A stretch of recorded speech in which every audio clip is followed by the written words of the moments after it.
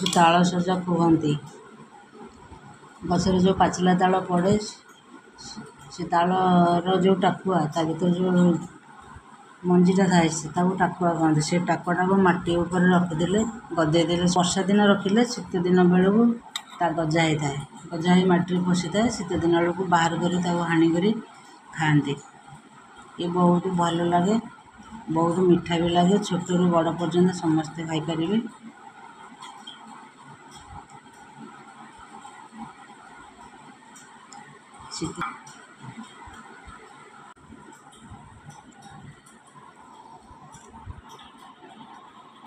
ବହୁତ ଭଲ ଜିନିଷ ଇଏ।